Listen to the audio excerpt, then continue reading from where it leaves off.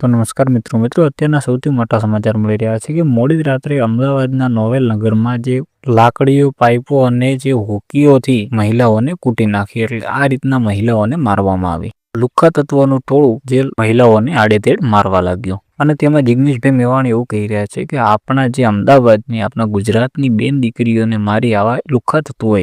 જેનાથી આપણને એ તો ખ્યાલ આવી રહ્યો છે કે આ લોકોને બિલકુલ કાયદા કાનૂનની તો બીક જ નથી, થોડો બી ડર નથી કે આપણું હવે કાલે શું થશે એવું પણ એમને વિચાર્યું નથી। ડાયરેક્ટ મહિલાઓને લાકડીઓ અને ધોકા અને જે હોકીઓ વડે તેમને મારવામાં આવી હતી અને જે અમદાવાદ, સુરત અને રાજકોટના ગમે જે કચેરીઓ છે એના 2-3 કિલોમીટરની આસપાસ જો જ્યાં અડ્ડા ચાલતા હોય દારૂના, તો કયા ગુંડાને ડર લાગે કે આપણું હવે કાલે શું થશે, કે આપણને કોઈ પોલીસ વાળા પકડીને લઈ જશે, જેલમાં પૂરશે વગેરે બાબતને એમને શું કામ ડર લાગે। અને આ બધું જોઈને જ ગુજરાતના જે ગુંડાઓ લુખ્ખા તત્વો છે જેનામાં બિલકુલ કાયદાનો ડર જ નથી હવે। અને જિગ્નેશભાઈ મેવાણી એવું કહી રહ્યા છે કે પોલીસ કમિશનર અને ગૃહમંત્રી આ જે બાબત બની છે તેનો એમણે ખુલાસો કરવો જોઈએ, તેના કડક પગલા પણ ભરવા જોઈએ। ગૃહમંત્રીને તો વિધાનસભાના જે મંચ પર સ્ટેટમેન્ટ કરવું જોઈએ કે આ ચાલી રહ્યું છે શું આપણા આ વિસ્તારની અંદર। તો મિત્રો આના વિશે તમારું શું કહેવું છે તમે જરૂરથી કોમેન્ટ કરજો અને જો કે મેં આપણી ચેનલમાં નવા આવ્યા હો તો ચેનલને સબસ્ક્રાઇબ કરી દેજો અને વિડીયોને લાઇક કરી દેજો।